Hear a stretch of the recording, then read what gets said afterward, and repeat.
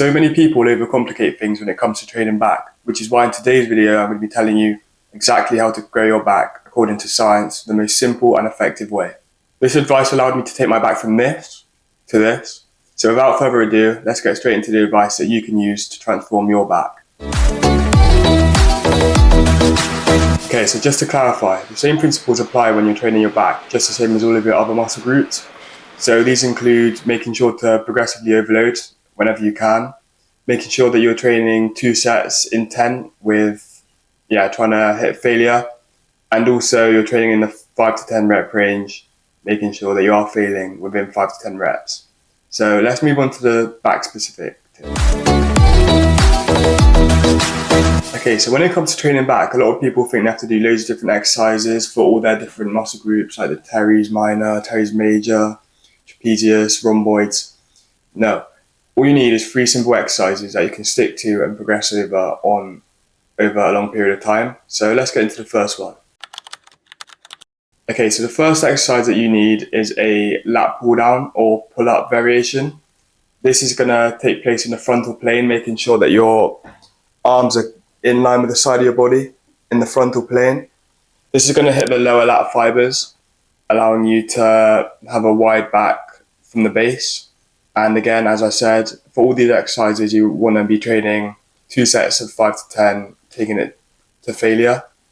So for this, you can use a lat pull down with a wide grip attachment, or you can do a pull up. If you can do pull ups and you can do more than 10 reps, then I definitely recommend investing in a weighted belt to enable you to load it and therefore fail in the 5 to 10 rep range. So let's move on to the next exercise that you need.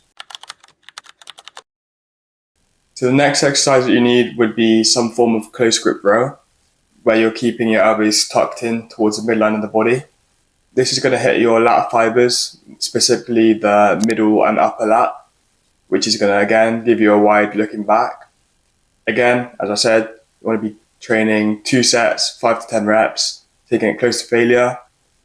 And you want to focus on just bringing your elbows back. You don't want to focus too much on shrugging your shoulders forward and back, as that's going to involve too much the upper back. So make sure that your shoulders are locked in place and you're focusing on just bringing your elbow towards your back pocket. You don't want to be shrugging your shoulders too much. Okay, so the third and final exercise is some sort of upper back row.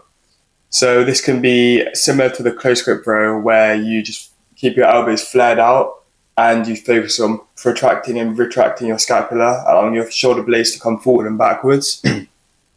Or what I personally do is a reared out fly. So I do this on the reverse pec deck, as you can see. And this is going to hit your reared outs, but it's also going to hit a lot of your upper back as well.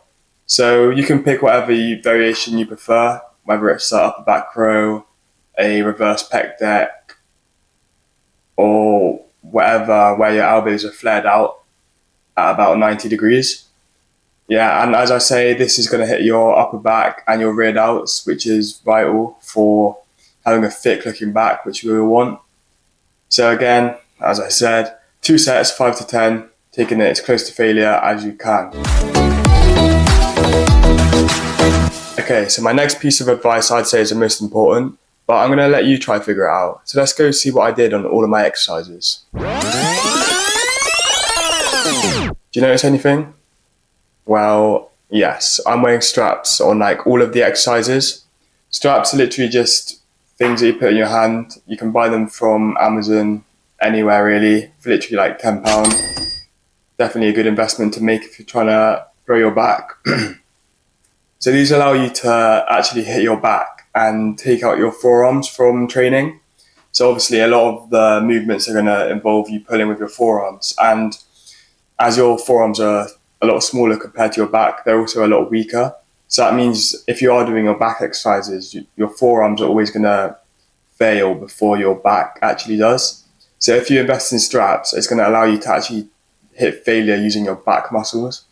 Therefore, you're going to grow a lot more because you're actually training your back to failure, compared to if you don't use straps. You can't actually take your back to failure on most exercises. So yeah, I definitely recommend investing in some straps if you don't have them already. As I said, they're pretty cheap. You can buy them and they'll last a very long time. So yeah, I'd say that's the most important tip, so make sure you've got your straps. Okay, so my next tip sort of links into straps as well. But when you are doing your back movements, you want to try and focus on pulling with your elbows rather than with your hands. Obviously, your hands are going to be the thing that's holding the bar or wherever it may be. But you want to, in your head, you want to think, I'm pulling with my elbows. Your hands are literally just a hook, and your elbows are the ones that are actually doing the work, bringing your elbows back. This is going to allow you to get a better mind-muscle connection to your back. And although mind-muscle connection doesn't actually lead to more muscle growth, I think it's definitely a good thing, and it's very helpful when you are training your back, especially with a lot of exercises. A lot of people struggle to feel their back. So that's definitely a tip I'd recommend. Always focus on pulling with your elbows compared to pulling with your hands. Okay, so my next tip is a muscle group that gets underlooked in the back, and that is your erectors. So these run all the way along your back, and they can give you a Christmas tree look. And the best exercise to actually hit your erectors would be some sort of hip hinge. Personally, I do an SLDL on my leg days, which is basically just a stiff-legged deadlift. But you can do a back extension or any other deadlift variation to make sure you are hitting your erectors.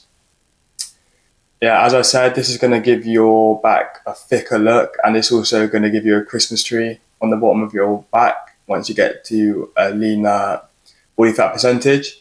So yeah, make sure that you do hit your erectors in one way or another, and that you're not neglecting them, as they are an essential part of your back. Okay, so those are all of my tips on what you can do to grow your back.